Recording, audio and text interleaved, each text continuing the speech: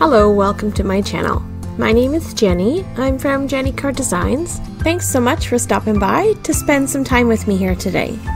My YouTube channel contains content that is intended to share paper crafting, tutorials, and inspiration with all of you.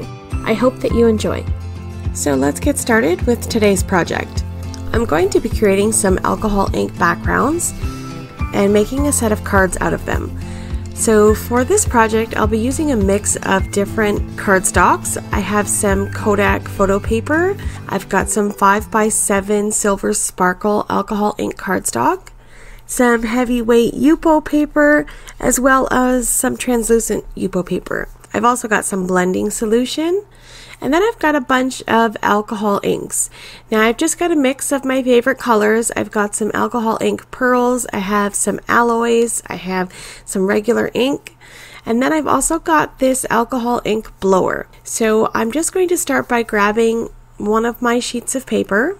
I've got them all cut up to different sizes, and I'll start by just dropping some alcohol ink onto my paper and use some blending solution and just push that alcohol around and just kind of test out the different things that I have and different color combinations and see what I can come up with.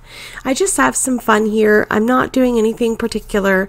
I'm just playing with my inks and just dropping color in, and then here I come in and spray a little bit of rubbing alcohol and just to sort of see what happens. So like I said, I'm just playing around, testing things out.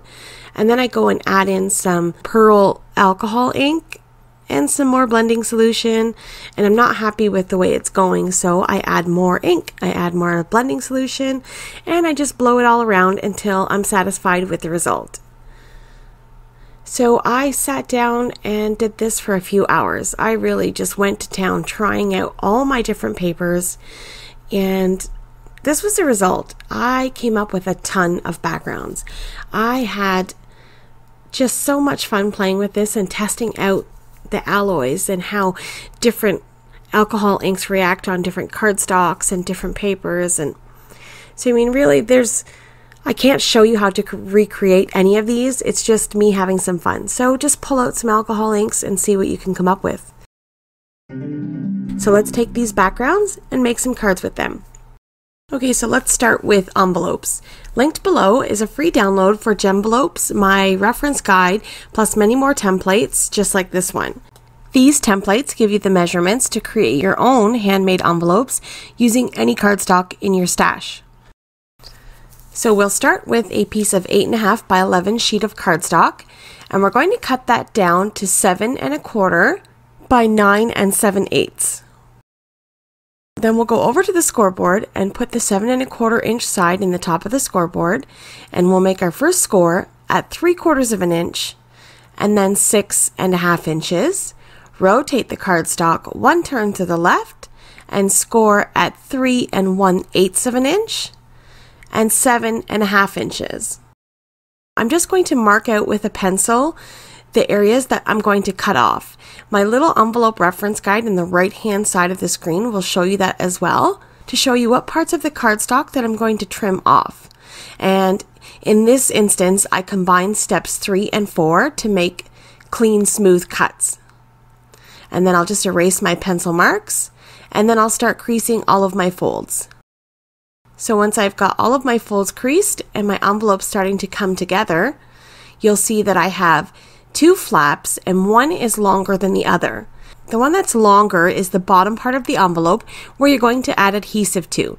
So we'll put some tape runner along there, use my bone folder to press everything into place, and then grab some scissors and trim off any excess cardstock on the side where I didn't cut straight perfect lines. And here we have our completed envelope. So now we're going to create some top folding A2 size card bases. I'll take a sheet of 8.5 by 11 sheet of cardstock across the 8.5 inch side and cut it at 4 1/4. And then we'll move over to my scoreboard and score this piece in half at 5 1/2 and fold the crease. Use my bone folder to crease our fold, and then we have a perfect coordinating envelope and top folding A2 size card. So I went ahead and I created 6 of these. I created 6 envelopes and 6 cards for my note card set. Okay, so I grabbed a couple of things to make my cards. I've got the Soaring tree frame from Poppy Stamps. And then I've also got a red rubber background stamp from Hero Arts. And this is the foliage bold print stamp. I'm going to use the Hero Arts soft granite shadow ink and stamp this foliage on the front of my card base. So I'll lay the stamp on its back and ink it up nice and good. And then I will lay my card base over top and grab a scratch piece of paper and just rub my hands over top. And I'll hold the cardstock with one hand and press with the other hand. And then I will quickly lift up, and then we've got a really nice print on our cardstock. So I did that for all 6 of my cards. And then I decided I wanted to do the same thing to the envelope flap. So I inked up part of my stamp with the same soft granite ink. And then I slipped my envelope inside of my scratch piece of paper just so that I'll stamp the flap only. I'll lay that over top of my background stamp and press, and then quickly lift up, and then we have a coordinating envelope. So the flap is stamped with that same pattern, and then everything coordinates nicely. Alright, so now I went to my die cutting machine. I spent a bit of time cutting out 12 Soaring tree die cut frames. So I want to glue 2 of them together just to create a nice stacked dimensional look. Now, I probably would have liked to do 3 or 4 die cuts, but I just ran out of time. So I went with 2, and I'm also gluing my die cuts over top of a silicone baking mat. This way my glue doesn't stick to anything and I can wipe it up easily. And now I'm going to pull in my alcohol ink backgrounds. I dug through all of the different backgrounds I had and just sort of placed my tree over top of parts of the alcohol inks that I liked.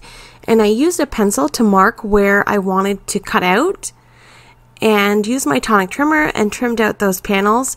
And I chose a different color for each of my 6 die cuts. So then I'm going to glue my die cut to my alcohol inked panel. So when I'm making more than one card and it's all the similar steps, I like to work in sort of an assembly line fashion.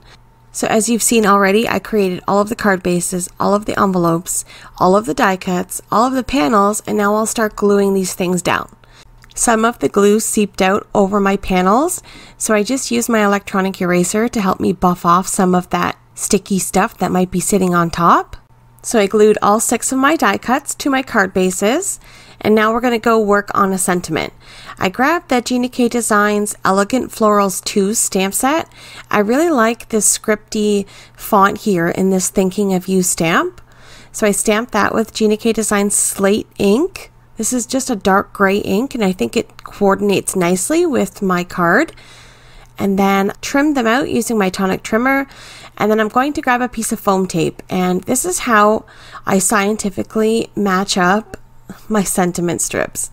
I just lay my card base over top, figure out where my craft foam is, and just try to copy it in the same spot without measuring. It's so totally lazy, but it works. I don't think it needs to be perfect. I just adhere those sentiment strips down to my little foam tape, and that is it. This card set is complete.